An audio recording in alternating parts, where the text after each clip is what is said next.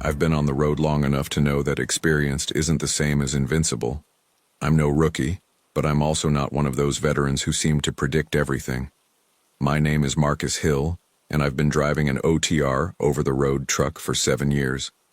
At the end of October, I was transporting automotive parts from Oklahoma City to Greensboro, North Carolina, with a tight deadline and a short delivery window. My mind was in that dangerous mode, tired but convinced I could still push through one more stretch. The following account reached you because I couldn't forget what happened one early morning on I-40 in Arkansas. I'm not writing to make a scene. I'm writing because I've learned that organized people use empathy as a tool, and because radio, when you think it's community, can become a trap. It was nearly 2:40 a.m. when I entered a stretch of road where it becomes a dark corridor between trees and unlit fields. Anyone who knows the area knows there are long sections without gas stations or decent exits. The asphalt looked newly patched in some places. The lane markings were poorly reflective, and the only sound of life was the wind hitting the deflector and the constant rumble of the engine. I was driving carefully. Normal pressure and temperature, tank more than half full, tires checked the previous week. I had no reason to stop. CB radio tuned to channel 19, low. It's still useful for warnings of danger, animals on the road, accidents ahead. I don't talk much, but I listen. And perhaps this feeling of company on an empty road is what lowers my guard a little. I'd already heard conversations about all sorts of things.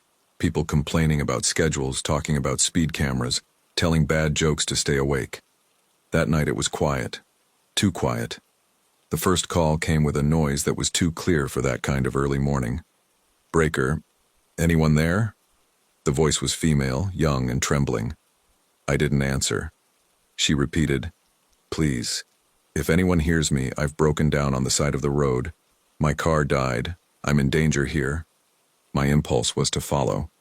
But then she uttered the catchy phrase, "I'm alone." The brain goes into moral duty mode. I've seen truly broken people and I've witnessed scams at gas stations. But there it was, I-40, no lights, no movement. If it were real, it would be bad. If it were a scam, it would be worse. I looked for something on the shoulder of the road. Nothing. The voice returned, now hurried. "Blue truck, you're coming now. I see you." That's when the first micro-anomaly struck. No lighting, no way to see color from afar. And even stranger, she didn't ask, "Which side are you on? Are you going west or east?" She spoke as if she already knew everything about my movement, as if someone were watching me. I continued without answering and increased the distance to the car that was coming far ahead, the only headlight I could see. The call came again, and the voice tried to sound technical. "I'm on 19 because that's what my dad said. I saw a video. I don't know what to do." The sentence seemed constructed to disarm suspicion, as if she were justifying why she knew how to use a CB radio. But the way she spoke was too clean, without slang, without the pauses of someone who is truly trembling. A few minutes later, I saw a low flash like a hazard light. It seemed too aligned, too regular, like two identical points, on the same frequency, the kind you set up to be seen in passing. When I arrived, I saw a sedan stopped, hood open but no one around. A little further on, a small truck was parked, as if it were part of the scenery. The sedan was in a perfect position, not completely off the road, but not inside it either, as if it wanted to force me to slow down to look. I spoke briefly without giving out my details. "What's your mileage marker? Did you call 911? The answer came quickly, as if rehearsed. "There's no signal. I just need you to stop for a minute and see if there's anyone in that truck." I heard a noise inside. Microanomaly number 2. Malfunction, lack of signal, and noise in the truck in the same sentence. She mixed narratives to lure me in. Fear for herself and fear for a potential victim. And I realized something else. She didn't ask, "Call someone for me." She asked, "Stop. Always stop." I drove past the sedan without stopping. The headlight beam swept across the interior, and I saw something I didn't like. A small bag on the passenger seat, too neatly arranged for someone in a panic. The open hood looked theatrical, with no sign of attempted repair, no tools, nothing on the floor, and the rear license plate looked uniformly dirty, as if someone had deliberately smudged it. The voice changed slightly. The trembling subsided. "Are you going to leave me here?" "I'm scared." I felt that moral pressure that becomes a weight on your chest. It makes you take bad decisions while pretending they're doing good. I didn't stop, but I took my foot off the gas and let the truck roll slower so I could see better. And when I did that, another voice came into the channel, a male voice speaking like a truck driver. "Hey partner, it's bad over there. Pull over after the next overpass and give me a hand." I stopped further back, but there are some guys spinning out. "Microanomaly number 3, he said after the next overpass as if he were reading a script. I didn't even remember any overpass there, and I hadn't seen a truck behind me for miles. It was false validation, a step of trust.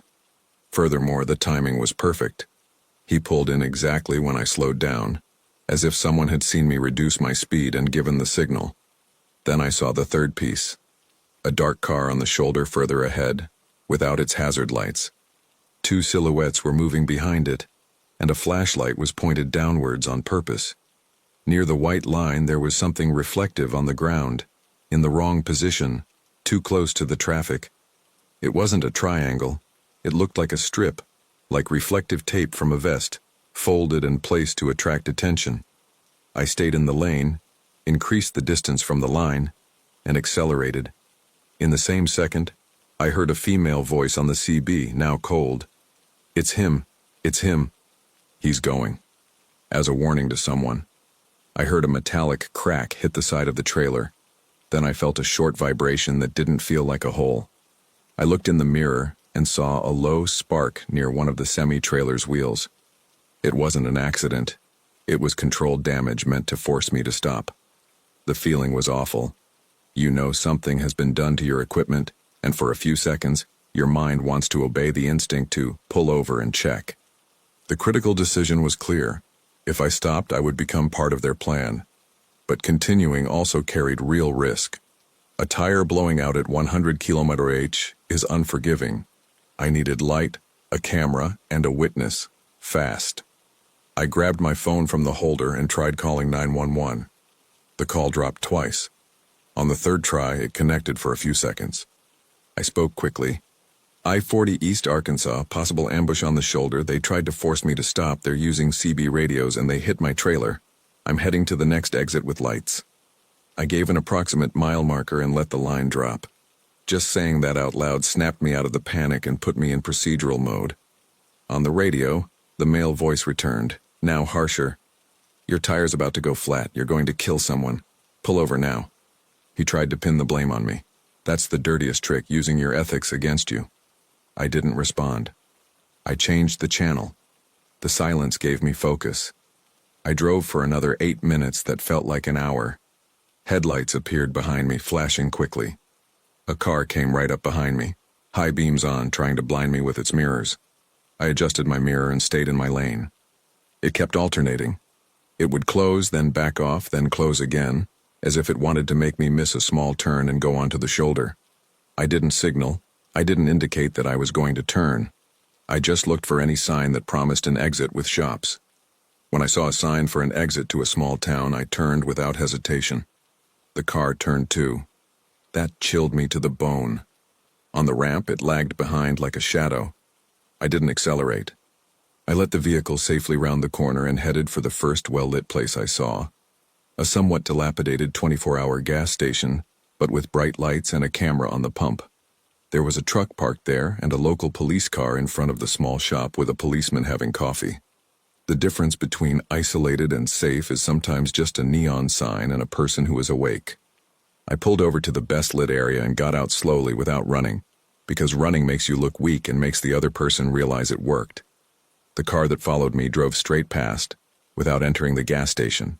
That alone confirmed everything. Whoever is concerned about their tire won't leave the moment you see the police. I explained about the CB radio, the sedan with the open hood, the dark car, and the attempted damage. The police officer didn't laugh. He just nodded, as if he'd heard a variation of that before. He asked for a description of the sedan and the approximate location, and before any heroics, he went to look at my semi-trailer. He found a thin piece of metal stuck to the inner edge of the tire, something discreet to tear it apart little by little and force the car to stop. It wasn't an action movie. It was a tool used by people who do this repeatedly. Small, cheap, efficient. If you had pulled over there alone, they would have had time, he said, and I felt nauseous just imagining it. Another trucker at the gas station, an older guy named Raymond, approached when he heard the word CB. He asked if I had heard a woman's voice on the 19. When I confirmed, he nodded. It's been going on for months.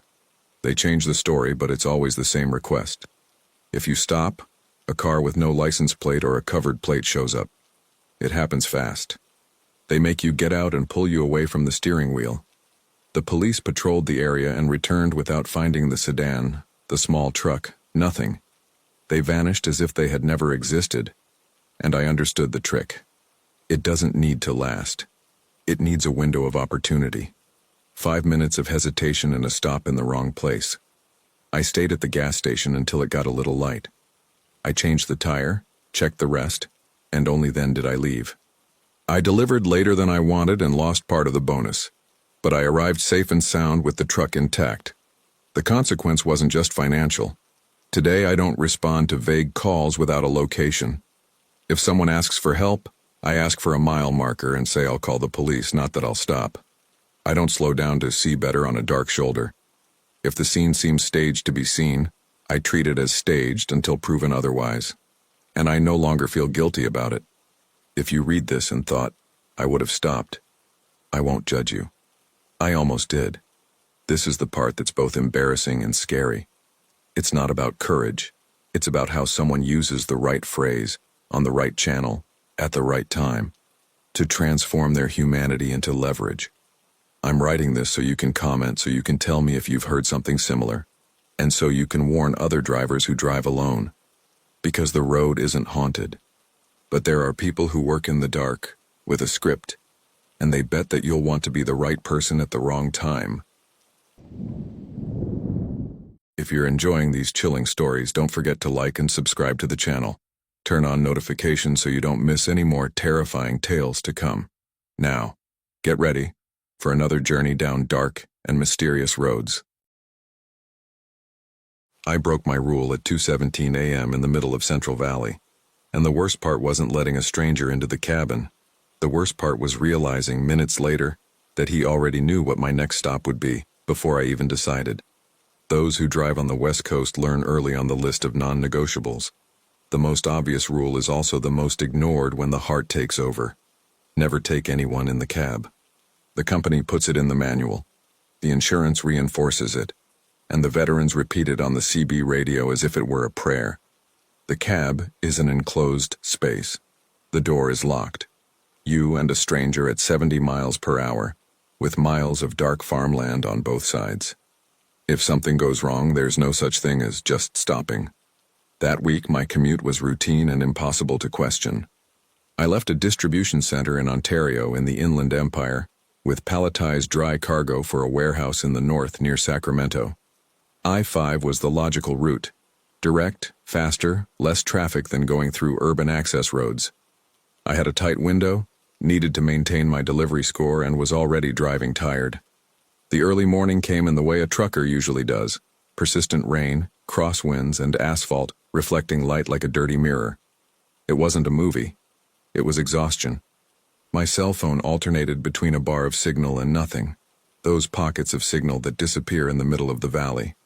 My plan was simple. Drive to a larger truck stop in the Santanella area, park, and get my rest. It was near a small exit, with a modest gas station and a single lamppost illuminating the shoulder of the road, that I saw the figure. First, a clear reflection. Then, the whole form. Someone in a thin coat, soaked, arms drawn up, standing as if they had been left there. There was no car, no warning triangle, no emergency lights. Just that person in the rain. I kept driving. I looked in the rearview mirror. She didn't make a scene, didn't run, didn't wave desperately. She just stayed. My rational side told me to keep going.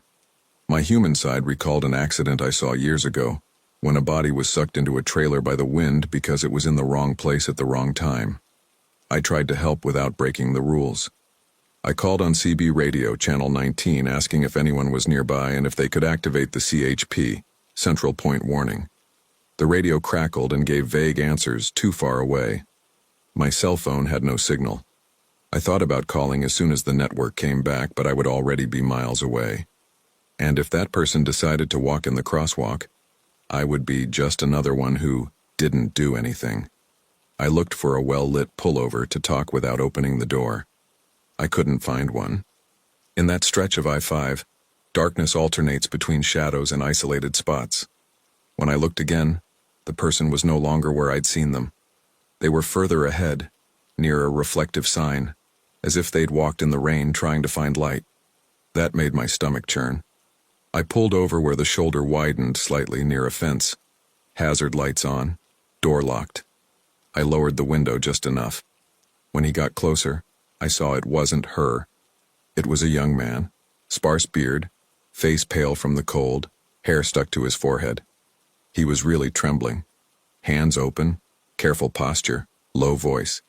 He said he'd lost his phone, that a friend's car had broken down further back, and that his friend had gone to get help. He spoke quickly with the fluency of someone who had told the same story before. I slipped a bottle of water and a packet of biscuits through the crack. I said I couldn't take anyone, but that I'd call the CHP as soon as I got a signal, and that he should wait away from the paved road. He nodded, excessively polite, and then he asked, as if it were a normal road conversation, "Are you going to stop in Santanella or are you going to drive straight to Sacramento?" I hadn't mentioned my destination. I hadn't mentioned Santanella, and Santanella isn't a name you hear in tourist conversations. It's a truck stop. The question came as if he were choosing an option he already knew existed. I replied that I hadn't decided yet. He smiled slightly and asked, "Just until the next stop," because he couldn't stand being there. I should have rolled up the window and driven away. But the rain and the shaking did what they do. They push you toward a decision that seems right. Just until the next stop. I unlocked the passenger door. He got in quickly without hesitation and slammed the door shut. The cabin felt smaller. The smell of rain wafted in with a strange metallic undertone. He placed his backpack on the floor, but leaning against the door gap, as if occupying space without declaring it. He pulled on his seatbelt and fastened it with a firm click as if that seat was already familiar. In the first few minutes he was too normal. He said his name, Miles, and thanked me several times. He complimented the truck, asked how long I'd been driving, commented on the wind. I answered briefly, trying to keep the conversation neutral. The normalcy, however, turned into a questionnaire: where I was from, if I was traveling alone, if I had family in California, what my next real stop was, if I used cash. Then came questions about routes and cargo. It wasn't innocent curiosity. It was an interest in logistics. When I didn't answer, he would complete sentences on his own, as if testing me. His gaze lingered too long on the wrong places. On the dashboard, the phone holder, my name tag. My phone flashed on the dashboard when the signal returned for a second. I saw it, and he saw it. His gaze drifted from the phone down to the phone and back up without comment. And that's when I understood that any attempt to call the police from inside the cabin would be a trigger. I needed an exit that seemed natural, not a reaction. That's when he changed his tone without raising his voice. He took his hand out of his pocket and showed me the tip of a compact black object resting against his thigh. I didn't need to see the whole thing to understand. He spoke softly, politely, as if correcting a mistake of mine. "Don't mess up. Next time you go out, you'll get in and stop where I tell you to." His calmness was worse than a scream, because that wasn't improvisation. It was scripted. He even tried to wrap up the threat with phrases like, "Nobody needs to get hurt. It's just business. You cooperate and move on with your life." And then he dropped the detail that devastated me. He mentioned my client's name, in the abbreviated way that only appears on the delivery app. He couldn't have guessed. Someone had seen it. Someone had passed on information. I wasn't just some random truck driver. I was a target. I thought about Santanella and understood the obvious trap. If I went there, I would enter a place with movement, but also with too many people for me to control, and with too many exits for them to disappear. I needed a well-lit spot with a camera, a wide entrance, and little variation. A place that seemed official and neutral, so he wouldn't suspect anything. I remembered the inspection and weighing areas that appear in some stretches of I-5. Even when closed, many have lighting and cameras, and they're designed for trucks to stop without drawing attention. When I saw a sign advertising one of these areas, I made up a simple lie using driver language. I said a temperature alert had come on, and I needed to check the seal and sensor or I would miss the delivery. He hesitated. He asked me to hurry and ordered me not to pick up the phone. I agreed. I entered the area. The high beams drew circles in the rain. The guardhouse was closed. Posts with cameras were visible. I stopped awkwardly as if in a hurry and didn't turn off the engine. I said I needed to get out to check the seal. He said he would come with me. Outside, the rain lashed against my face, and the fear grew more vivid. He didn't look at the trailer as if concerned with its safety seal. He looked at me as if measuring distance. And that's when I saw, in the corner of the yard, a low car parked with its headlights off. The interior light flickered on and off quickly, like a screen being checked. The car wasn't passing by, it was waiting. The group's confirmation came without words. I had seconds. I pretended to look at the seal, fiddling with the flashlight, making technical gestures. He took 2 steps closer. His gaze drifted for a moment to the car in the corner as if receiving an invisible signal. That was my only mistake. I ran to the truck. I went around to the front, sliding on the wet asphalt, and instinctively stepped onto my doorstep. I locked it from the inside in the same movement. The engine was running. I engaged the gear and stepped on the gas. In the mirror, I saw Miles hit the running board and fall backward, without me knowing if it was pain or shock. I didn't stop to measure. To measure is to die. I left the area and pressed the button with a trembling hand. I asked for help, described the location and the car waiting in the yard. This time the driver responded. Short, firm voices of truck drivers, telling me not to stop and to keep driving. My cell phone regained signal long enough for a call that dropped twice and, on the 3rd time, connected. I gave the exit directions, the direction, the color of the car. The headlights appeared behind me, aggressive. The car stuck to me for a few seconds, trying to pull alongside. I kept my head straight. I didn't look. I didn't give them the reaction they wanted. When the red and blue lights appeared ahead on a larger exit, the car hesitated and took a ramp before the roadblock, disappearing as if it had never existed. I pulled over with the truck shaking, and I was shaking too. I told him what I could. When I mentioned that he knew about the stop and the client's name, the policeman didn't seem surprised. He seemed tired. He said there had been similar reports in the corridor, with variations, and that the driver didn't always have a chance to escape. I went back on the road that same day, but I wasn't the same. I stuck a sticker on the dashboard next to the odometer, where my eyes accidentally fall. Cabin is a closed zone. Non-negotiable rule. In the following days, I tried to turn it into a solved case, but my body wouldn't obey. I would fall asleep and wake up to the imaginary sound of his seatbelt clicking, as if the cabin were even smaller. At truck stops, any knock on the door would make my heart race. I started noticing patterns I had previously ignored. Cars stopped on ramps for no reason. Too many people staring at the same truck. Innocent questions coming too early. It's not paranoia when you've already been chosen once. And when someone on the radio jokes that hitching a ride doesn't kill anyone, I don't argue. I just silently remember that I didn't escape because I was strong. I escaped because I was lucky enough to find light, a camera, and a 1-second opening. Every time I drive down I-5 in the Central Valley, when the early morning hours are damp and the valley feels like an endless corridor, I still remember the second I unlocked that door, thinking I was doing the right thing. That night, I learned the hard way. Some people aren't on the road asking for help. They're on the road looking for someone brave enough to open the door. I never thought I'd send a text like this to a channel, but I need to document what happened because I still work on the road, and because the worst part of all this was realizing that when someone decides to watch you, the easiest way is to use what you unconsciously repeat.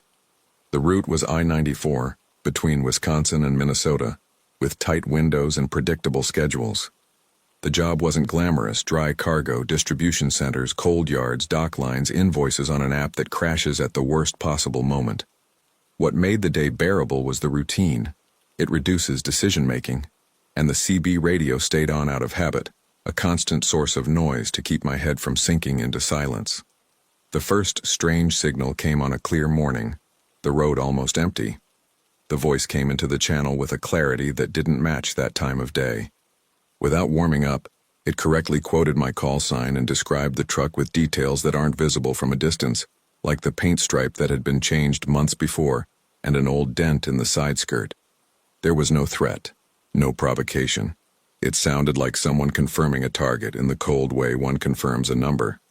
The reaction was denial. Channel change, volume lower, focus on the road. Coincidence, I thought. People observe people. Truck drivers talk too much. But the same voice appeared on the new channel at the exact moment the person who was following the change was watching. Then it commented on something that wasn't visible from the outside, a headlight that malfunctioned on bumps and came back on after a tap on the dashboard. That wasn't good eyesight. That was being followed. The radio was off for a few kilometers. The silence didn't help. It only reinforced the feeling that someone was still there, waiting for me to open the door again. When the CB radio came back on, the channel seemed normal. I tried to convince myself that my brain had filled in the rest. The following night, the voice returned early and more sparingly. It uttered a short phrase about the time I usually left the courtyard and about a specific coffee stop I made when I wanted to save time. It was the kind of detail that doesn't appear in any registration. Changed the channel again. The voice reappeared. Changed again. Reappeared. Without haste, without emotion, as if the intention was only to prove that I had no control over my own radio. From there, the escalation that really affected me began. The subject moved beyond the road. First came a reference to a city where I no longer lived, mentioned as if it were a transit point, but I recognized the context. Then, a mention of a short route I used to take when I was at home. Something banal, but intimate. It wasn't names yet. It wasn't a threat yet. It was worse. It was proof that my life outside the truck had already been visited by someone I didn't know. I tried to apply practical explanations. I thought of someone from the company with access to the scale. I thought of a resentful colleague. I thought of a thief testing vulnerabilities. With each hypothesis, the radio would come back and dismantle the logic, because the information was too specific and changed as I tried to change it. One early morning when I decided to leave 40 minutes earlier, the voice appeared and commented that I was ahead of schedule today and that this was not typical. Another night when I took a detour on a state highway to avoid roadworks, the voice mentioned the detour even before I reached the point where the GPS still suggested the main route. It seemed logical to seek help. I pulled over to a well-lit gas station and filed a report with the state police. I explained that someone was using the radio to demonstrate recurring knowledge of my routine and personal information. The conversation was straightforward. No recording, no identifiable source, no direct threat. The advice was the same as always. Avoid isolated stops, note the times, try to collect evidence. Turning off the radio was suggested, as if that would erase the existence of the other side. What nobody understands is that on many freezing nights, the radio isn't entertainment. It's a warning of a closed road, a truck blocking the road, a pileup. Taking that away from your range is like driving with one less sense. In the following days, the pursuit became strategic. The voice didn't appear every day. It chose moments. It emerged when the traffic cleared, when fatigue was visible, when I tried to change something. It commented on the change before I felt the change was significant. One night when I changed my stop to refuel, the voice described the gas station I was going to before I even entered the access road. Another night when I decided to reverse the order of 2 deliveries, the voice cited the new destination and the estimated time with too small a margin to be a guess. The effect wasn't explosive panic, it was exhaustion. My mind started working too hard. Every simple decision gained weight. The radio became a trigger. The sound of a transmission that was too clear would make my heart race. And even when the voice didn't come through, I drove expecting it to. Absence became part of the control. At the end of the second week, an intrusion test came that removed any doubt. The voice commented on information about my son, not by his full name, but by his school and dismissal time. Then it cited an old family address, as if it were just another piece of information. I hadn't discussed this with anyone at work. This wasn't a casual observation on duty. It was a survey. I tried to break the pattern in the most practical way possible. Password change, phone change, review of tracker access, request to the company to limit who could see my schedule. I changed hours, altered rest stops, avoided repeating posts. The voice adapted. What was repetition became reading. And I began to understand that someone wasn't just listening to the radio, they were studying behavior. On a chilly night, the voice tried to force a decision. It mentioned that there was a truck stopped further ahead on the shoulder, and that I would be tempted to slow down because, according to it, I slowed down when I saw the silhouette of a stopped vehicle. It wasn't a direct threat. It was an order disguised as an observation. I felt the temptation to look too much, to swerve too much, to do exactly what the voice wanted. I gripped the steering wheel and maintained my line. When I passed the indicated point, there was indeed a stopped vehicle, but nothing about it required extra caution. The road was clear. The danger, I realized, wasn't the stopped truck. It was the reflex that someone was trying to control inside my head. The motivation emerged in fragments, as if the pursuer wanted me to reach the conclusion on my own. It began with references to an old winter and a specific stretch of highway. Then came the memory of a vehicle stopped on the shoulder and a flashing light. That kept nagging at me because it wasn't a random detail. It was a scene that existed somewhere in my memory, but I had pushed it to the back, as one pushes away anything that doesn't fit into routine. The voice returned to this subject several times, always adding another detail: a broken message board near the entrance, the type of car, the position I was in, the way I slowed down and then accelerated again. The image finally clicked. Years ago, on a freezing night, I saw a car stopped and a figure on the side of the road. There was a real risk of being scammed, a real risk of an accident, a real risk of a late ticket. I drove on. For me, it was just another vague decision. For someone else, it became a mark. The persecution then took on a distorted tone of correction. It didn't seem like a thief trying to steal cargo. It didn't seem like a stranger seeking attention. It was someone trapped in an old story, using my routine as punishment. The voice didn't need to promise me anything. It only needed to prove that it could enter and leave my life whenever it wanted. The prolonged terror was what almost broke me.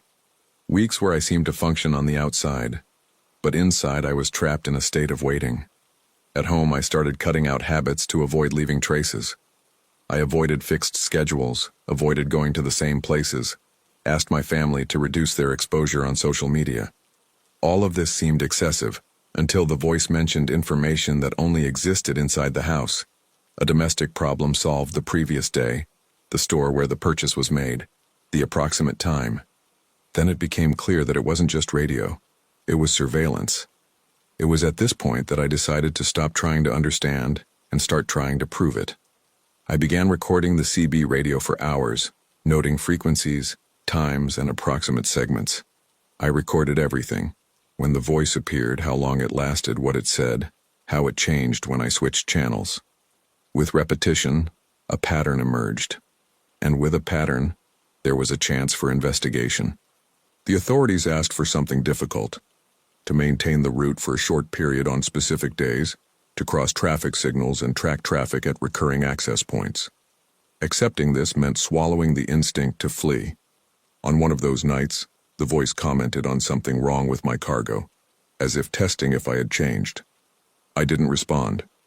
I kept the radio on and continued. There were no sirens beside me. There was no confrontation at the roadside. The resolution was slow and imperfect, like almost everything in real life. Days later, I was informed that a vehicle had been stopped near an access point where the voice frequently appeared. There was unusual radio equipment, marked maps, and notes of times and license plates. It wasn't proof of everything, but it was enough for restrictive measures and the opening of a larger investigation, with support from other units because the equipment indicated the capacity to operate in more than one section. The most disturbing detail was learning that the surveillance had begun before the first radio contact. The CB radio, was merely the moment the pursuer decided to reveal themselves. The rest was silent build-up, pattern notation, detail gathering, reaction testing. The life change came without romanticization. I abandoned I-94, accepted less money to gain distance, changed states and delivery windows. The radio remains in the truck because the road continues to be dangerous for real reasons. But it's not just noise. It's a tool. The habit of leaving the CB radio on to keep you company is over. Even today, when the traffic dies down and the night becomes too clear, my mind searches for a voice even without hearing anything. The silence hasn't become a relief, it's become a memory. Routine, I've learned, is a map. And maps, if they fall into the wrong hands, become weapons.